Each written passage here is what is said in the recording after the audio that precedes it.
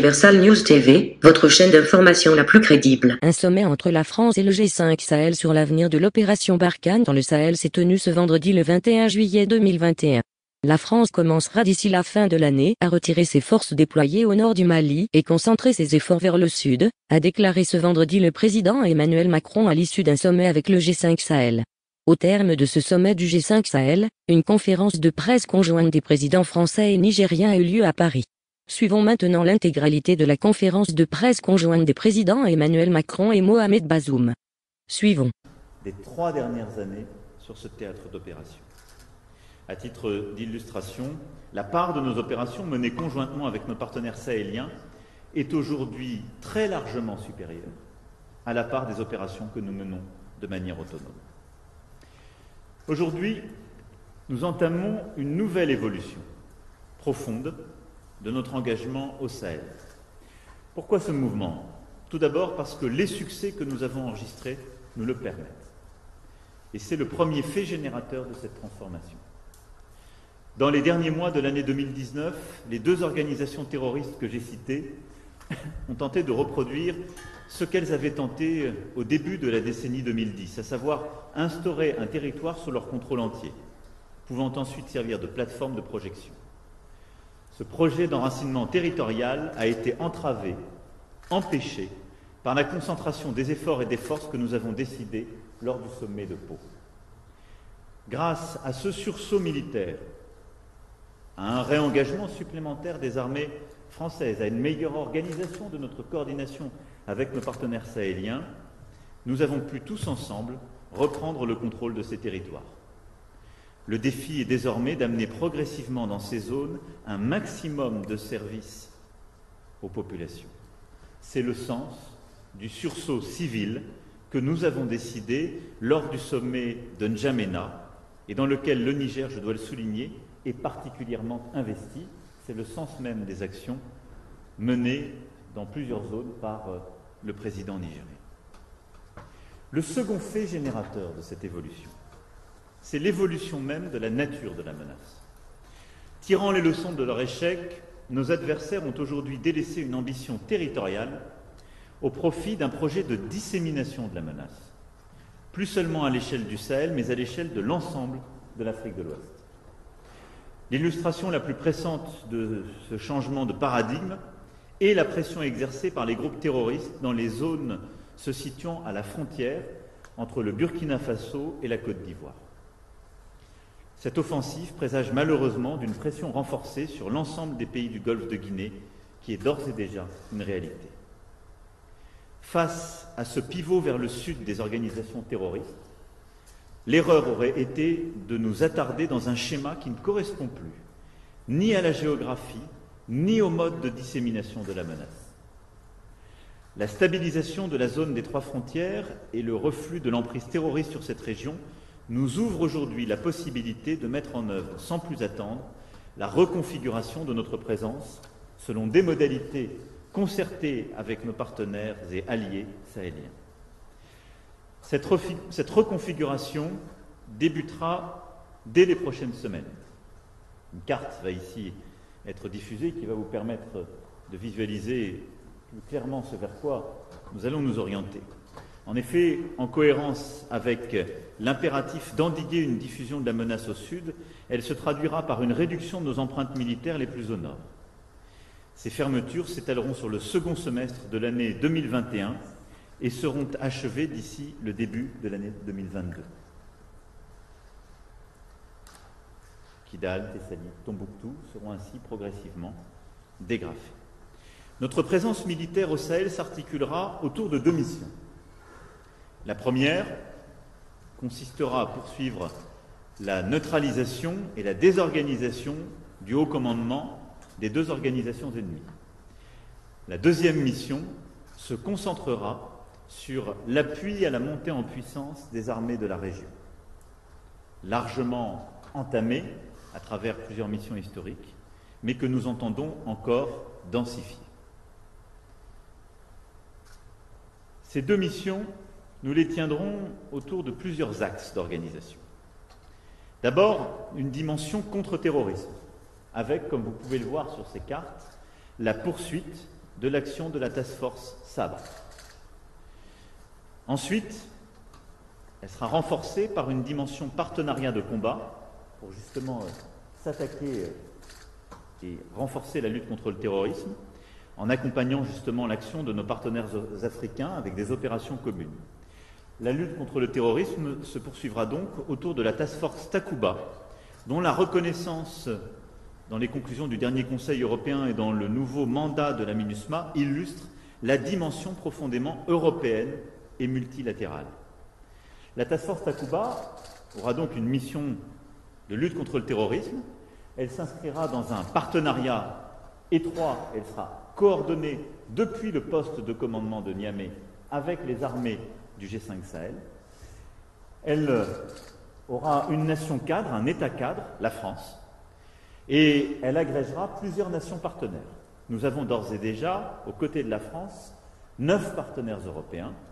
Nous avons sollicité plusieurs autres partenaires non européens et nous sollicitons sur des missions d'appui des partenaires africains.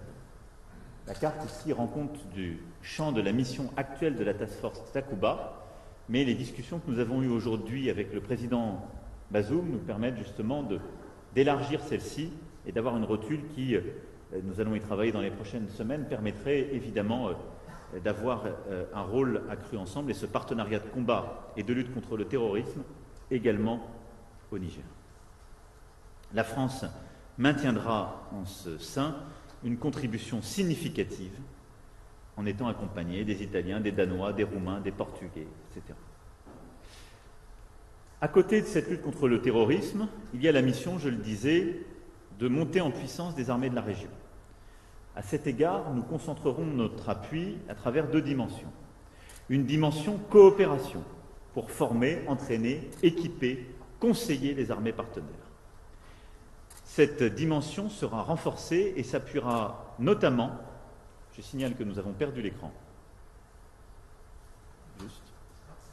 Donc si nos amis et partenaires qui sont de l'autre côté de l'écran ne nous suivent plus, je propose qu'on les reconnecte. Si le nécessaire peut être fait. Voilà. Merci beaucoup. La deuxième mission, donc, c'est la montée en puissance des armées de la région. La dimension coopération, je le disais, sera renforcée et s'appuiera notamment sur le dispositif de partenariat militaire opérationnel existant à l'échelle régionale de l'Afrique de l'Ouest. Elle se mettra en place en synergie avec nos partenaires et avec les missions internationales, en particulier le UTM. Outre la préparation à l'engagement opérationnel, il s'agit de construire des outils de défense capables de former, d'entraîner et de gérer dans la durée les soldats, d'entretenir les matériels, d'acquérir aussi des compétences. Et donc, nous aurons dans cette dimension coopération à continuer à monter en puissance au travers de l'UTM et à le compléter par des coopérations bilatérales que nous ferons à l'égard de l'ensemble des nations du G5 Sahel. Nous accompagnerons cette transformation des outils de défense par du conseil et de l'appui au commandement, et donc des partenariats et des coopérations humaines dans la durée. Il y aura aussi une dimension réassurance que vous voyez figurer sur cette carte, pour demeurer en permanence en mesure d'intervenir rapidement au profit des forces alliées ou partenaires, grâce à nos capacités aériennes déployées à partir du Niger. Nos partenaires bénéficieront aussi du maintien de certaines capacités essentielles au Mali, santé, aéromobilité, force de réaction rapide.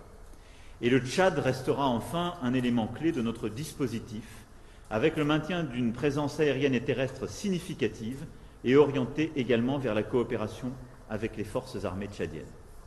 Et donc, vous le voyez, ce soutien aux armées de la région aura une composante coopération et formation et une composante réassurance avec Niamey qui sera très fortement musclé, si je puis dire, des forces aériennes qui seront placées là, le commandement central de la task force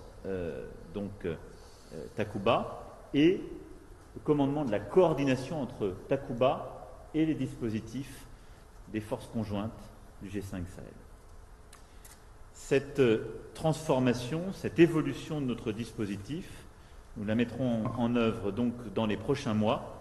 Elle est celle qui nous paraît le mieux répondre, évidemment, à l'évolution de la menace.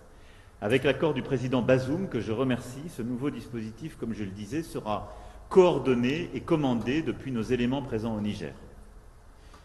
En temps voulu, donc, une fois ce cheminement fait, l'opération Barkhane sera fermée. Ce transfert de commandement se fera tout en maintenant notre présence militaire existante, comme je l'évoquais, au Tchad. En parallèle, vous le voyez aussi figuré sur cette carte, nous aurons un effort régional de coopération, puisque pourront être mobilisés, comme nous l'avons fait d'ailleurs au début de l'année 2020, les forces françaises en Côte d'Ivoire et toutes les forces françaises qui appuient dans la région. Ce qui est cohérent avec l'élargissement de la menace, comme je l'évoquais tout à l'heure. Je vous rappelle que lors du sommet de Pau, nous avions décidé, lors du sursaut militaire, de mobiliser plusieurs centaines d'effectifs qui étaient présents à Abidjan pour rejoindre Barkhane. C'est dans ce même esprit que nous continuerons d'avoir un appui régional et une sécurisation en appui de ce dispositif que je viens d'évoquer. Au final, cette transformation répond à la nécessité de s'adapter à la nouvelle posture des groupes terroristes, d'accompagner la prise de responsabilité des pays de la région et de reformuler ainsi le cadre et les objectifs de notre engagement au Sahel. Il s'agit bien sûr d'empêcher deux organisations terroristes de faire du Sahel et de l'Afrique de l'Ouest leur nouveau terrain d'expansion et d'enracinement, mais il ne s'agit en revanche en aucun cas de nous substituer à la responsabilité et à la souveraineté des États de la zone pour remplir leur mission de sécurité et de service apportés aux populations. Voilà les quelques éléments à l'issue de ces concertations et après la présentation que le chef d'état-major de nos armées, moi-même avons pu faire ce matin devant nos partenaires, ce dont je souhaitais vous rendre compte. Je vais maintenant céder la parole au président Bazoum en le remerciant à nouveau de sa confiance, de son engagement et de sa présence aujourd'hui à Paris. Merci. Merci beaucoup, Monsieur le Président Macron. Je suis très heureux d'être aujourd'hui ici à Paris, à vos côtés, à l'occasion de cette conférence de presse, après nos entretiens de ce matin. Je voudrais vous remercier très sincèrement de m'avoir adressé cette invitation et de m'avoir donné l'occasion des échanges que nous avons eus. Il se trouve que, ayant arrêté cette date de ma visite depuis quelques semaines déjà, le président en exercice du G5 Sahel, le président du Tchad, Mohamed Idriss Déby, a retenu la même date pour notre visioconférence de la réunion au sommet des chefs d'État des pays du G5. Et je voudrais vous remercier d'avoir mis à ma disposition les commodités qui m'ont permis de prendre part à cette visioconférence qui était une visioconférence des présidents des pays du G5 Sahel dans sa première séquence et qui a par la suite été suivie d'une séquence ouverte au président Macron.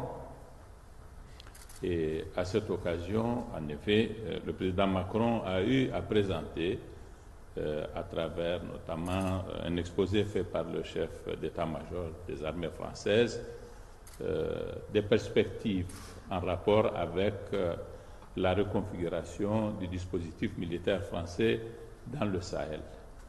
Nous avons eu des entretiens en bilatéral, le président Macron et moi, qui ont concerné la vie du Niger, la vie de nos deux pays et notre relation bilatérale. J'ai à cette occasion dit au président Macron l'évolution de la situation militaire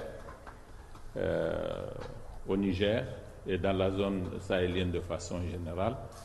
Je veux parler ici en ma qualité de président du Niger, pas en tant que le représentant du G5 Sahel, dont je ne suis pas le président en exercice, par conséquent. Et tout ce que j'aurais à dire, je le dirai en tant que président du Niger. Et si il y a des réponses que je dois apporter relativement à notre rencontre de ce matin, de la réunion des chefs d'État du G5 Sahel, je le dirai là également en tant que président du Niger. S'agissant de notre situation sécuritaire Ces dernières semaines, ces derniers mois, je dois dire, elle s'est considérablement améliorée sur l'ensemble des fronts où notre armée a été engagée. Elle a été engagée sur au moins 3 fronts. Le front du combat que nous menons contre Boko Haram dans la région du lac Tchad, le front de notre combat que nous menons à la frontière avec le Burkina. Ici, nous avons, au cours du mois de juin passé, mené une opération conjointe transfrontalière. C'est quelque chose de tout à fait inédit entre nous et l'armée du Burkina Faso. Et cette coopération a débouché sur des résultats comme nous n'en avons jamais pu avoir. C'est la preuve, en effet, que si nous pouvions nous organiser et coordonner notre action et mener des patrouilles communes, même avec nos moyens propres, nous sommes en mesure d'avoir des résultats bien supérieurs que nous ne pourrions avoir si nous restions isolés, comme ça a toujours été le cas, malgré tout ce que nous disons sur la nécessité de la coordination, dont les principes sont définis par ailleurs dans le cadre du G5 Sahel, mais qui n'ont jamais été opérationnalisés, pour ainsi dire.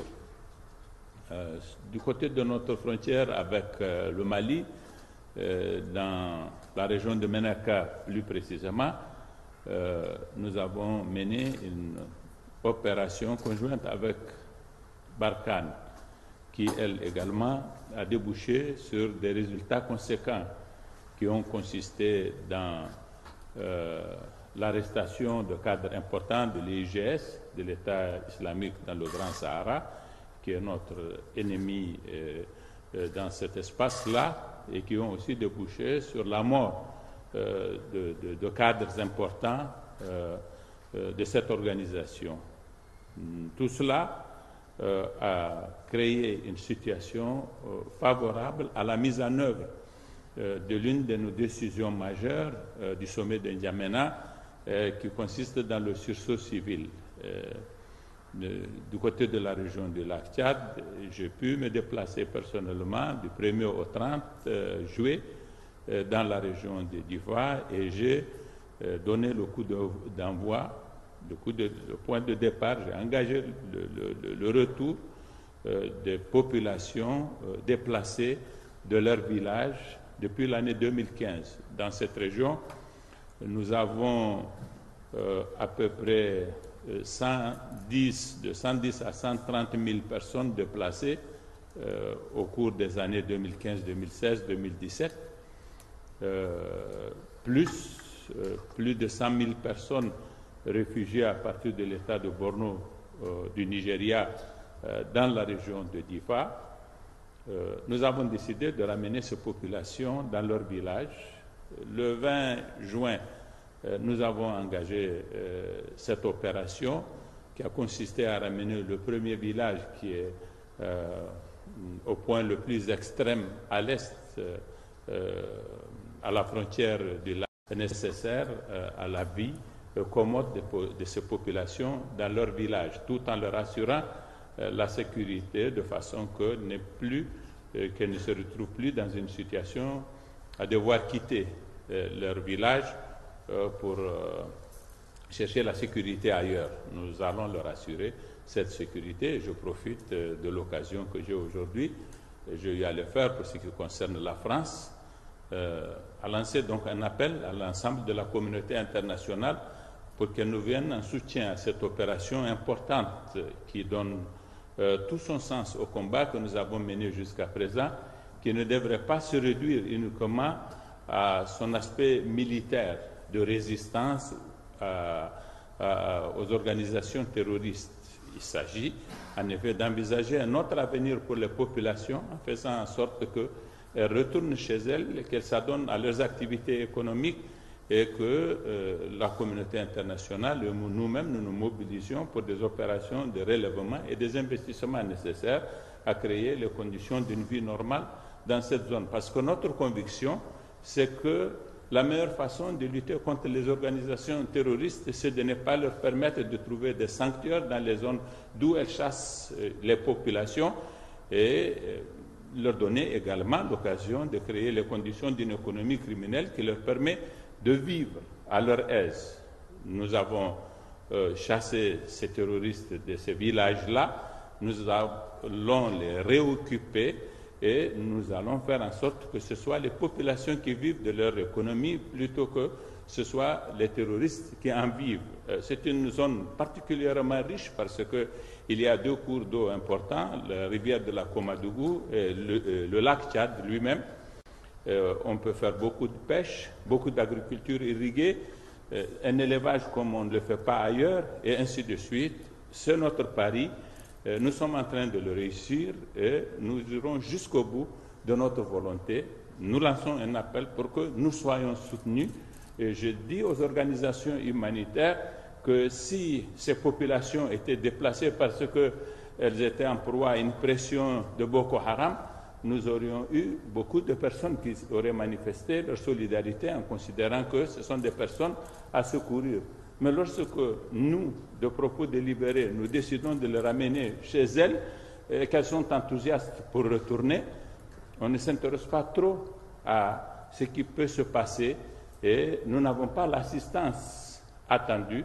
Donc je dis qu'il faut considérer que ces populations sont dans les mêmes conditions de besoin d'une assistance d'abord humanitaire d'urgence et ensuite toute la communauté internationale doit se mobiliser pour soutenir une opération qui fait les choses à rebours de tout ce qui s'est passé jusqu'à présent parce que c'est la seule façon pour nous d'affirmer notre autorité et de faire en sorte que nous réoccupions notre espace et que nous normalisions la situation de nos populations.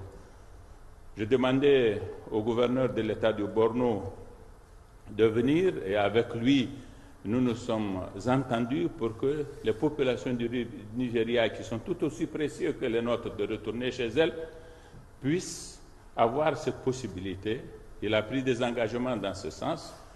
C'est une personnalité d'un grand caractère, très sérieux, et avec qui nous allons faire ce travail-là.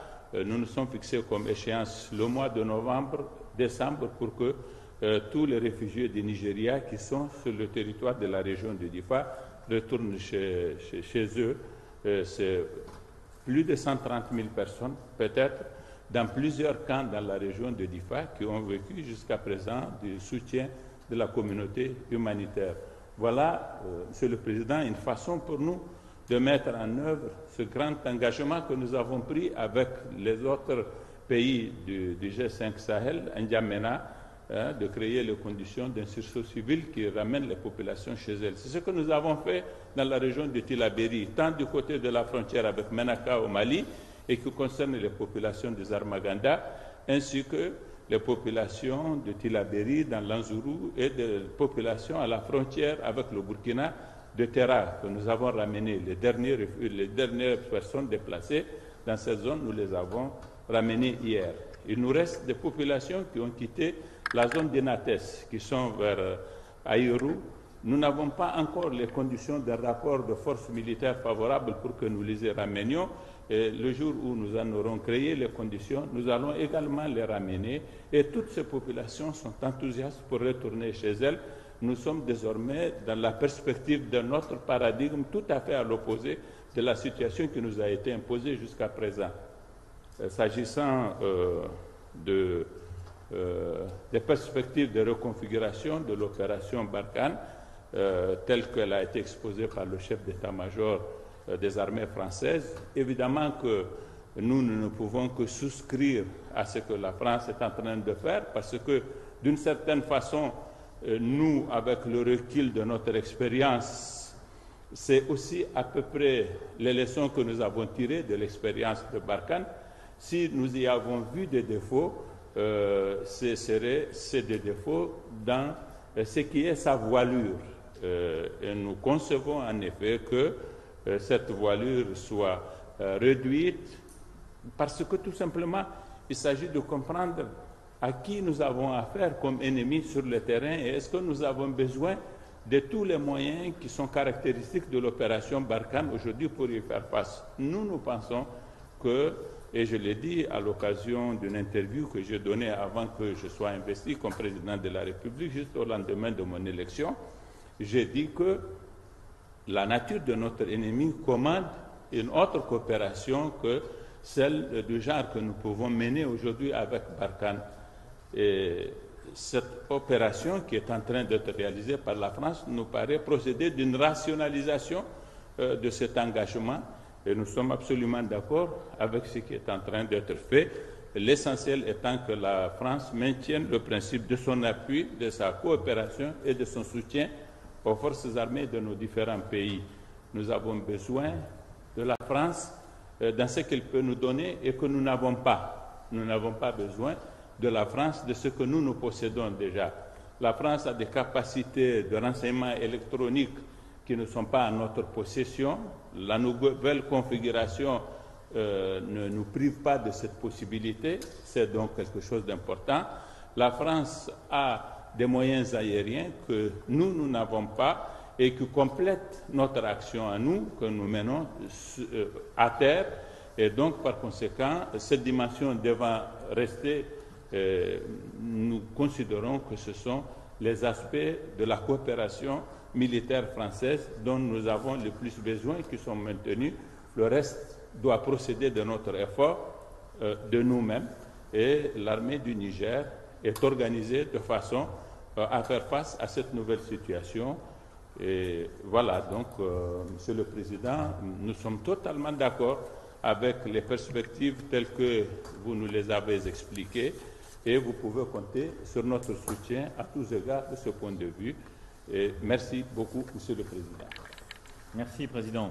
On va maintenant prendre quelques questions. Merci, Monsieur Foud. On va prendre des questions tout d'abord en salle, puis on partira en visio. Donc, je vous propose d'en prendre 2 successives. Monsieur Moussa Yaha, TV16. Merci. Ma question s'adresse au président Emmanuel Macron. Monsieur le Président, nous avons suivi avec intérêt l'exposé que vous avez présenté sur la reconfiguration de la force Barkhane, ce qui est intéressant, comme l'a dit Monsieur le Président Mohamed Bazoum. Mais toujours est-il que jusqu'ici, le G5 Sahel, qui a un volet certes militaire, mais un volet développement, n'arrive toujours pas à financer ce côté développement. Je me souviens qu'en 2018, février 2018 précisément, à Bruxelles, lors d'une réunion de mobilisation des partenaires, il a été mobilisé plus que ce qui est escompté en termes de promesses. Mais jusque-là, rien n'est arrivé à ces pays. Qu'est-ce qui bloque cela? Et deuxième question, Monsieur le Président, qu'est-ce que la France et l'Union européenne peuvent apporter comme appui au sursaut civil dont a parlé Monsieur le Président Mohamed Bazoum? Merci. Je vous propose de prendre une autre question en salle. Jérôme Rivet, AFP. Oui, bonjour. Est-ce que vous pourriez donner quelques précisions sur le nouveau dispositif, c'est-à-dire combien de soldats français seront toujours présents au Sahel à la fin de l'année? Quelles les bases vont-elles fermer en premier? Est-ce que les moyens aériens vont être augmentés?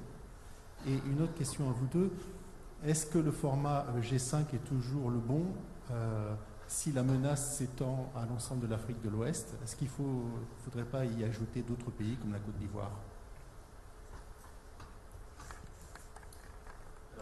Sur le premier sujet qui a été évoqué, il y a le cadre et les financements. Le cadre, je vous rappelle, en juillet 2017 à Bamako, nous créons l'Alliance pour le Sahel sur la politique de développement à côté des forces conjointes G5 Sahel et nous y mettons l'effort de développement français, allemand, de la Banque mondiale et nous associons le maximum de partenaires progressivement.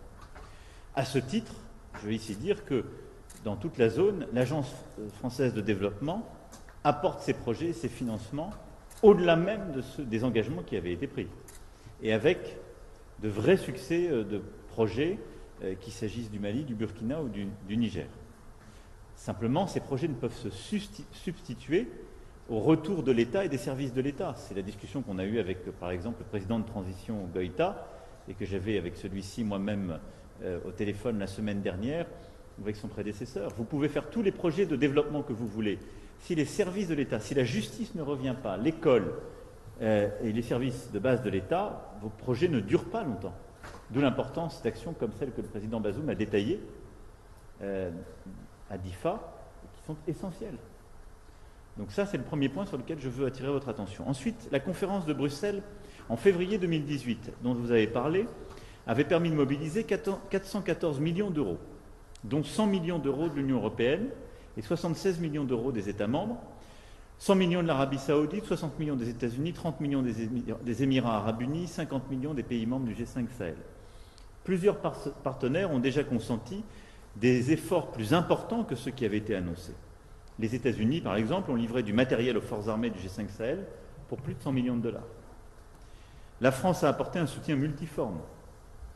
Appui opérationnel permanent de Barkhane, le renseignement, l'accompagnement au combat, l'appui aérien, l'appui logistique, des sessions de matériel, des formations, mais aussi le déploiement de tous les projets, et même au-delà de ce qui avait été prévu, par l'Agence française de développement. Sur la période 2017-2023, l'Union européenne a décidé d'appuyer le G5 Sahel à hauteur de 250 millions d'euros via la facilité de paix pour l'Afrique, auxquels viennent s'ajouter 16,5 millions d'euros de contributions volontaires des États membres. Nous en avons discuté. Les Émirats arabes unis et l'Arabie saoudite devraient concrétiser prochainement leurs engagements, plutôt sur la partie militaire. Et l'Europe va continuer de mobiliser les facilités qui sont prévues pour accompagner le développement de ces projets. Certains partenaires, vous avez raison, ont mis du temps à faire de ces financements une réalité. Beaucoup de financements et d'accompagnement sont des réalités, et on a même été au-delà, la France et plusieurs autres, de nos engagements initiaux, mais qu'il s'agisse du volet militaire ou du volet développement, nous sommes au rendez-vous de ces engagements. On pourra en faire encore plus à mesure qu'il y a la partie politique qui est reprise en main par les États de la région, comme c'est fait aujourd'hui au Niger.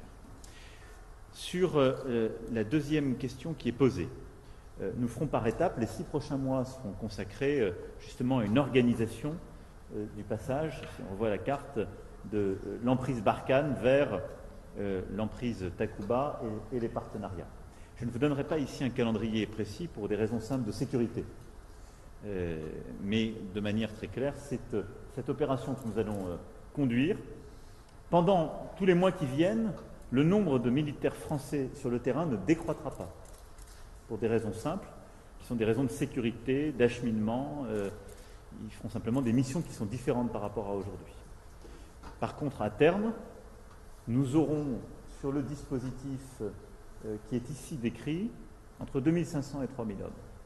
En plus de ça, nous aurons les dispositifs sédentaires, par exemple en Côte d'Ivoire, les forces françaises en Côte d'Ivoire qui seront également en appui.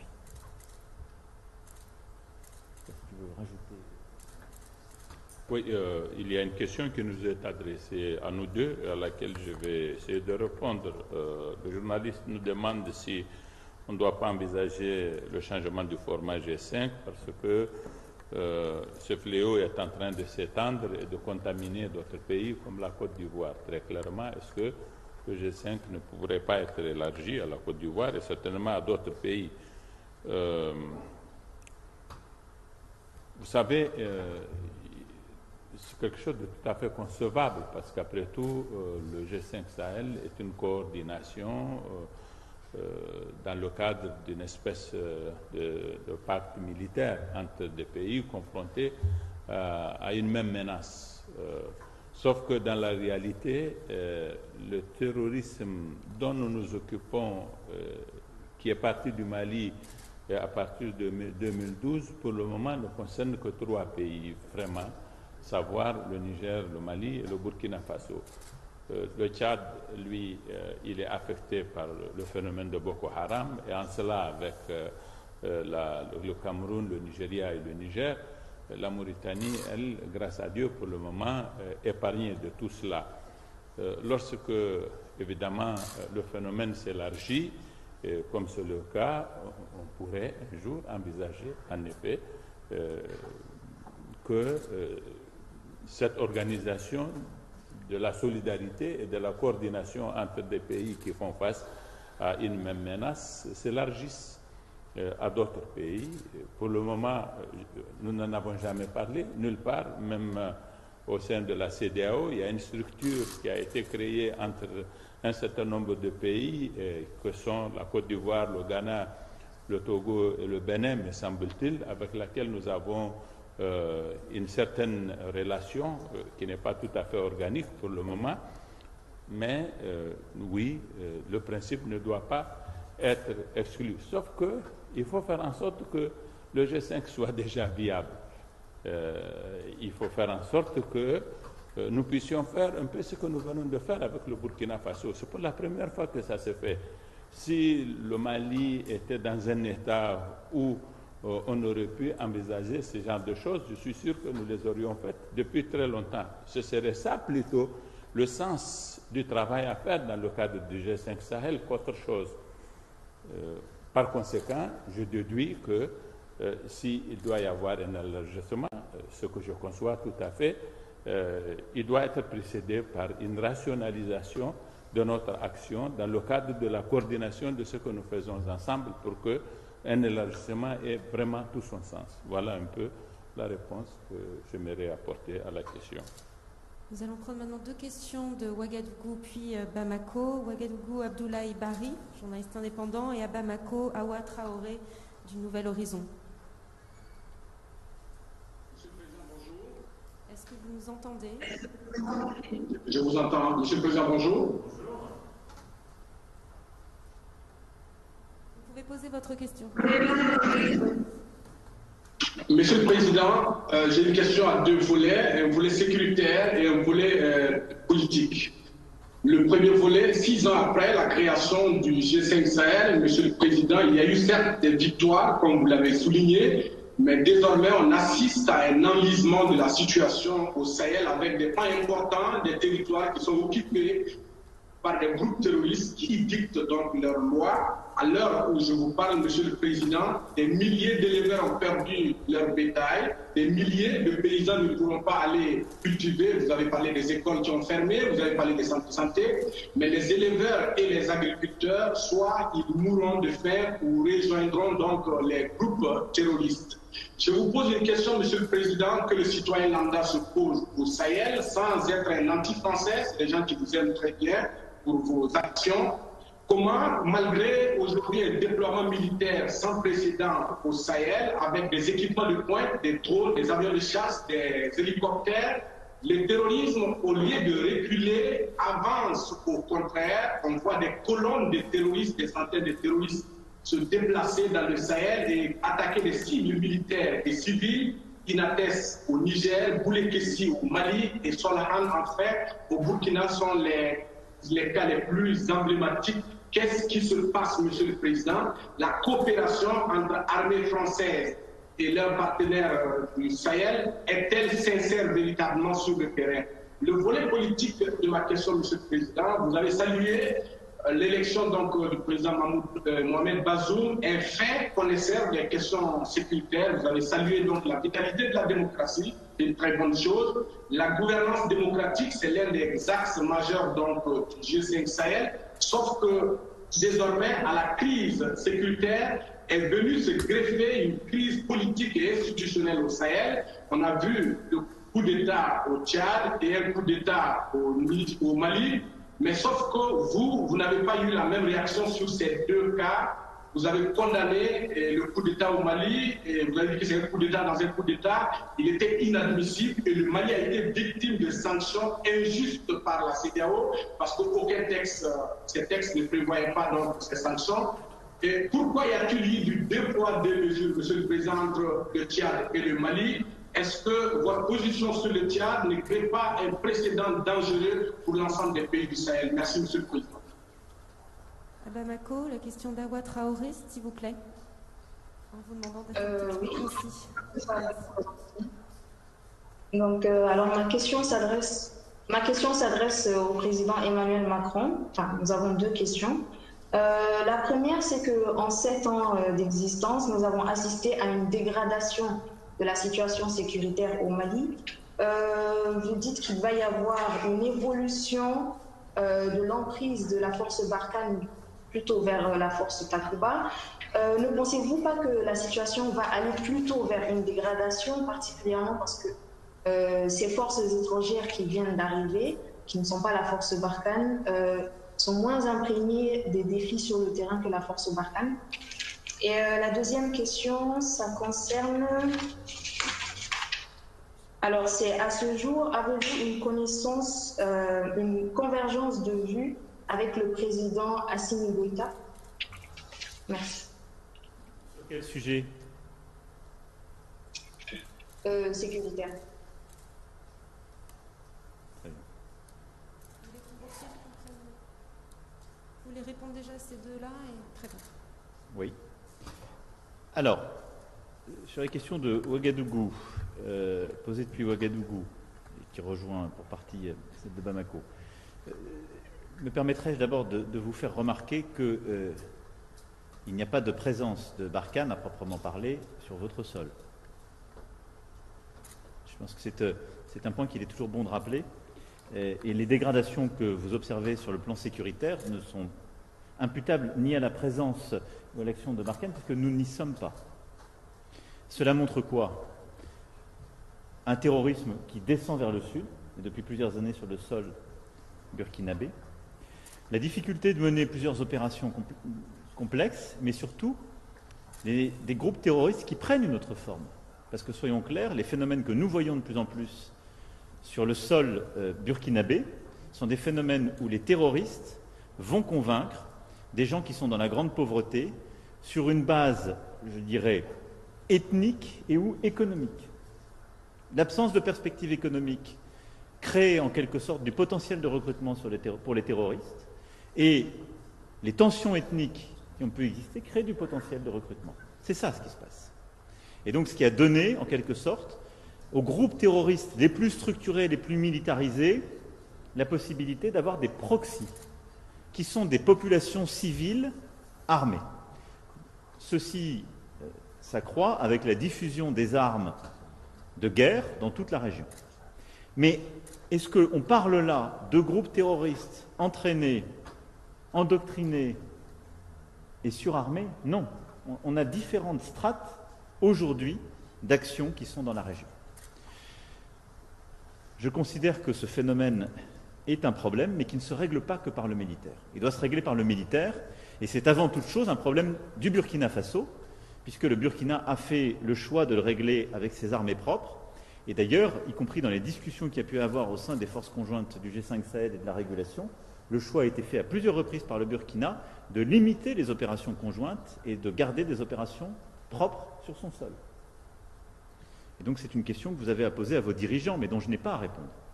La deuxième chose, votre exemple a parfaitement démontré qu'on ne répond à ce phénomène du terrorisme que par une armée qui est bien entraînée et qui sait contrecarrer ces phénomènes, d'où notre volet coopération, par des actions ciblées de lutte contre le terrorisme, d'où notre volet lutte contre le terrorisme sur les cibles les plus hautes, mais surtout par un retour de l'État et des services.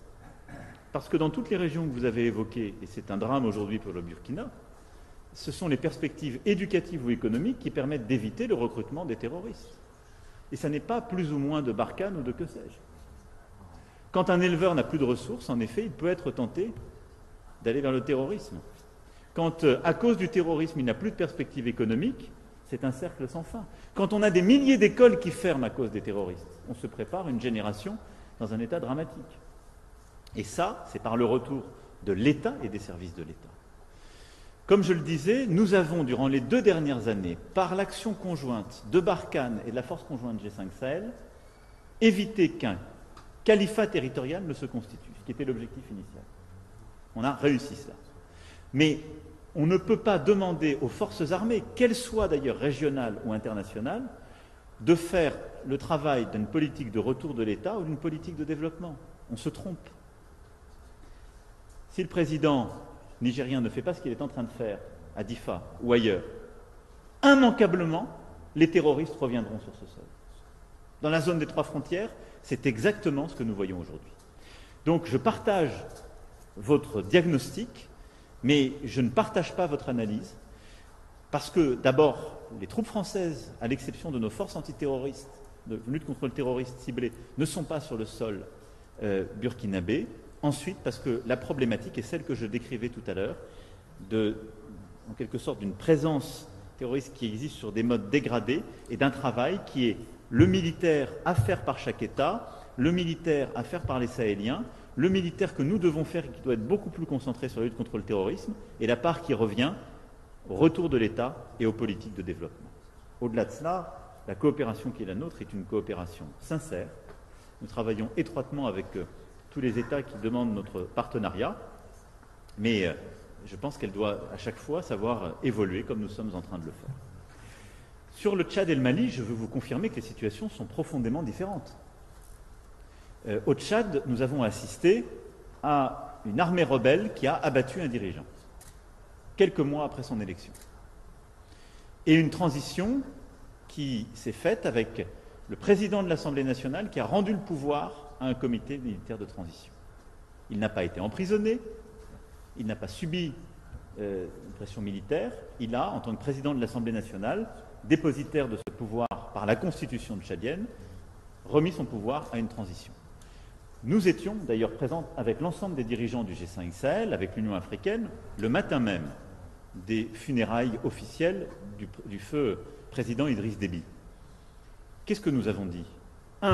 Il y a évidemment, c'est un drame, parce qu'un dirigeant élu a été tué. Il y a une transition, elle n'est pas dans son lit constitutionnel de par la volonté des partis tchadiennes. Nous le constatons, ce qui nous met mal à l'aise, mais nous le constatons. 3, ça doit être une transition, elle doit être limitée dans le temps, répondre à une charte, faire l'objet d'une surveillance de l'Union africaine et être inclusive politiquement. Quand, une semaine plus tard, des émeutes ont été réprimées à N'Djamena, je me suis exprimé avec la plus grande clarté aux côtés du président Tshisekedi pour dire que nous condamnions ces émeutes et que nous, j'ai même eu cette formule, une transition n'est pas une succession. Je constate qu'ensuite, la transition tchadienne, en nommant un Premier ministre et surtout un gouvernement et en mettant en place un processus politique, a commencé à élargir. J'ai reçu en début de semaine le président de transition et la volonté est bien d'avoir un dialogue inclusif et de se tenir, il me l'a réaffirmé, à la durée de temps qui lui a été donnée par l'Union africaine et à laquelle il s'est engagé lui-même, et de respecter la charte selon laquelle il ne serait pas candidat à une élection. Nous restons très vigilants, c'est surtout le travail de l'Union africaine de le faire, mais la France en tant que partenaire, proprement parlé aussi partenaire militaire, sera vigilante pour que tous les principes que j'ai à chaque fois réaffirmés soient tenus. Voilà pour le Tchad. Pour ce qui est du Mali, cela n'a rien à voir, puisqu'il s'agit d'un coup d'État militaire mené à l'été dernier, se déroulant par l'emprisonnement, je vous le rappelle, du président élu, de sa famille, d'une bonne partie du gouvernement.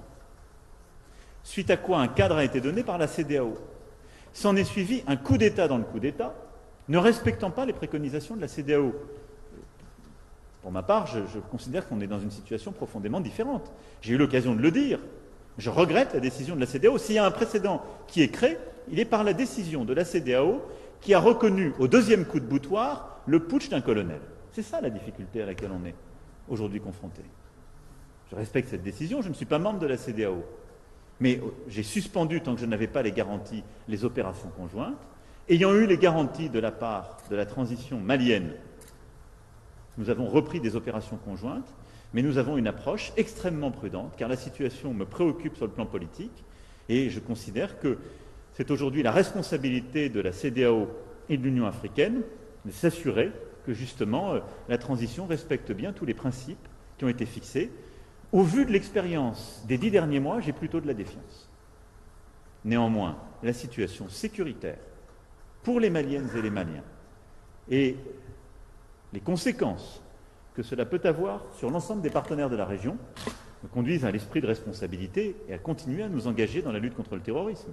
Et même si j'ai condamné ces deux putschs, ce putsch puis ce coup d'État, et même si je vous parle avec franchise sur l'analyse que je fais de la situation, nous sommes néanmoins engagés militairement parce que nous considérons que la lutte contre le terrorisme est importante vis-à-vis du peuple malien et elle est importante pour tous les partenaires de la région. Sur ensuite l'évolution des forces, je veux ici vous rassurer, les forces qui sont associées seront intégrées à des unités de forces conjointes, de forces spéciales. Et donc, ça n'est pas du tout le même travail que les forces Barkhane aujourd'hui. Ce qui est important, c'est qu'on ait en effet une connaissance du terrain dans toutes les actions de coopération et de réassurance, qui était la deuxième catégorie que j'évoquais. Là, il faut des militaires qui restent, qui connaissent, qui savent travailler de manière partenariale avec les armées africaines et en particulier sahéliennes, qu'il s'agisse des actions de formation, d'accompagnement ou autre. C'est différent pour des actions de force spéciale. Mais je veux ici aussi le redire, la France restera la nation cadre de cette task force Takuba, avec plusieurs centaines dans le contingent ainsi conduit. Sur le colonel Goïta, je crois que j'ai pu assez clairement exprimer les désaccords ou dissensus que je pouvais avoir, puisque vous m'interrogez sur des convergences de vues. En matière sécuritaire, écoutez, nous avons en tout cas défini le cadre de la coopération entre nous, lutter contre les terroristes sans ambiguïté, qu'un travail politique puisse se conduire avec des groupes qui sont non terroristes, mais qui sont aujourd'hui des groupes guerriers à côté de l'État pour les réinclure dans un dialogue qui soit politique et plus militaire, c'est une très bonne chose. Assurer le retour de l'État dans toutes les régions où il est absent, comme Kidal et ailleurs, c'est une très bonne chose. Avoir de la vigilance sur le plan sécuritaire, c'est une préoccupation partagée. Et donc je peux dire que sur ce point, nous avons des éléments, des premiers éléments de convergence. Il nous appartient maintenant de les mettre en œuvre. Nous allons prendre... Je vais aussi compléter le président Macron sur deux des questions qui lui ont été adressées. Pardonnez-moi de répondre à des questions que vous ne m'avez pas posées. Non, franchement, j'entends souvent les Africains se plaindre de ce que le Sahel fait l'objet de grands débats et puis de forces importantes extérieures qui y opèrent, mais ça ne donne de résultats. Ça ne donne pas de résultats. Et je suis chef d'État, je vais vous le dire, ça ne donne pas de résultats parce que pour le moment, ce sont nos armées qui n'ont pas été à la hauteur de la situation. Je ne conçois pas que c'est la vocation de la France ou de son armée ou la vocation de l'armée de quelque autre pays de venir faire la guerre à notre place. Nous avons à faire en sorte que nos forces soient efficaces, qu'elles soient bien entraînées, qu'elles soient bien équipées, c'est leur tâche à elles. Elles l'accomplissent avec beaucoup de courage, mais elles sont en train d'apprendre.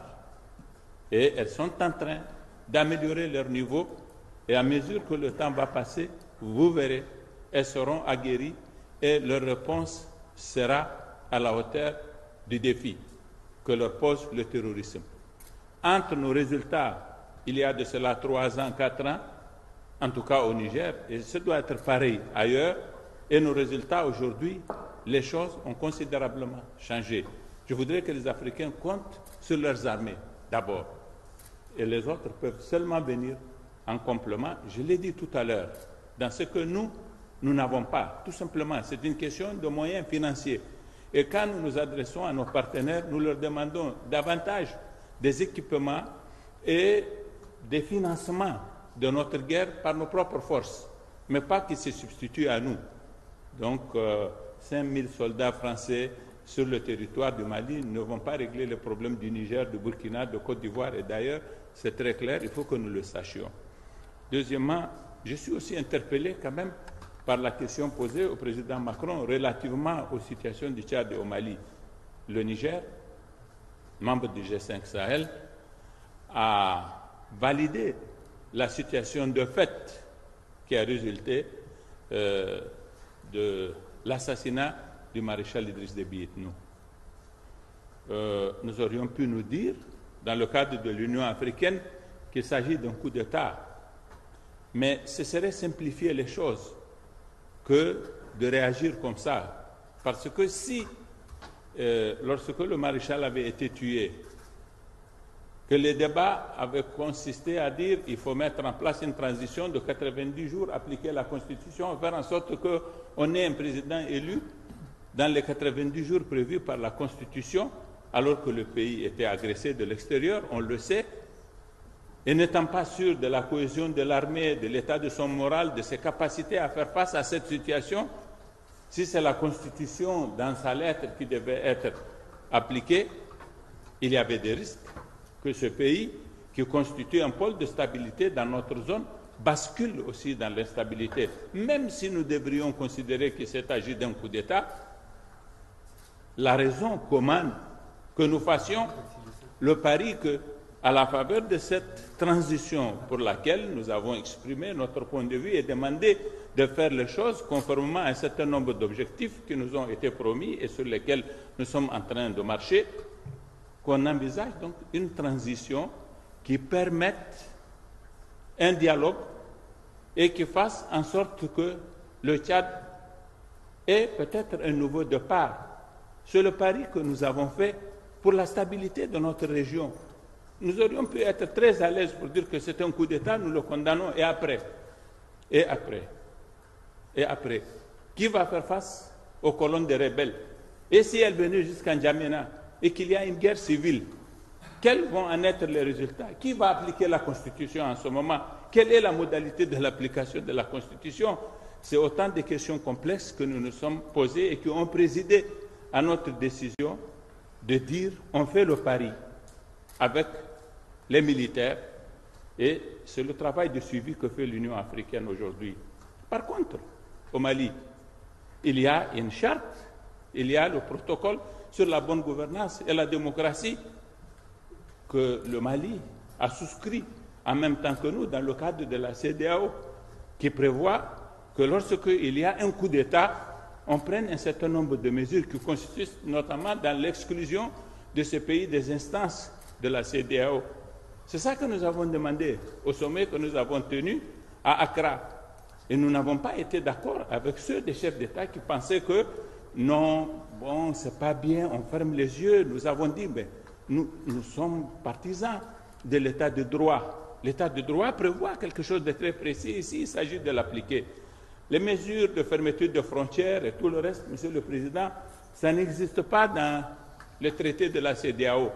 Voilà pourquoi nous, Niger, nous n'avons pas préconisé cela, mais nous avons été intraitables quant à mettre en œuvre les dispositions prévues par la CEDEAO. Il ne faut pas permettre que des militaires prennent le pouvoir parce qu'ils ont des déboires sur le front où ils devraient être et que les colonels deviennent des ministres qui viennent des chefs d'État, qui va faire la guerre à leur place. Ce serait facile qu'à chaque fois qu'une armée dans nos pays a des échecs sur le terrain, elle vienne prendre le pouvoir. C'est ça qui s'est passé par 2 fois au Mali. En 2012, les militaires avaient échoué, ils sont venus faire un coup d'État. Cette année encore, en 2020, ils ont fait la même chose. Ce n'est pas de choses acceptables et nous avons pris les mesures de sanctions prévues par la CEDEAO, par le traité de la CEDEAO. Nous ne sommes pas allés au-delà. En tout cas, nous n'avons pas été d'accord qu'on aille au-delà. Mais nous avons exigé que cela soit respecté parce que c'est ça l'exigence de l'état de droit. Merci. Nous arrivons à la fin de cette conférence de presse. Nous vous remercions tous. Merci. Voilà, merci. Merci à vous. Je sais qu'on t'a mis en retard.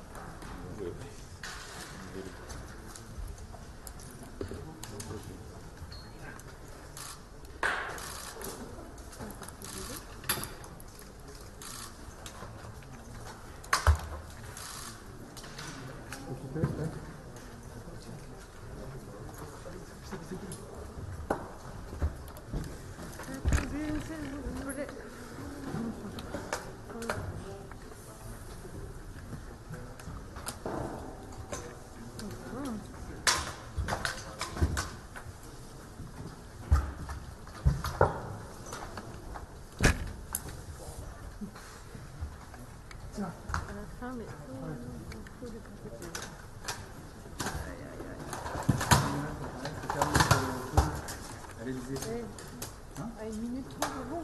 C'est 25 qui doit partir. Franchement, là, on attend juste que... Oui. Dans le communiqué final, les chefs d'État du G5 Sahel ont remercié son Excellence Monsieur le Général de Corps d'Armée, Mama Idriss Déby Itno, d'avoir réuni en urgence la conférence des chefs d'État sur la stabilité régionale. Ici, Christine Muriel, pour Universal News TV. Merci de suivre Universal News TV sur YouTube. Nous vous rassurons que les informations que nous diffusons au quotidien sont suffisamment crédibles. Alors, n'hésitez pas à liker la vidéo si elle vous plaît, et si vous êtes nouveau sur la chaîne. N'oubliez pas de vous abonner et d'activer la cloche de notification pour ne pas rater nos prochaines vidéos.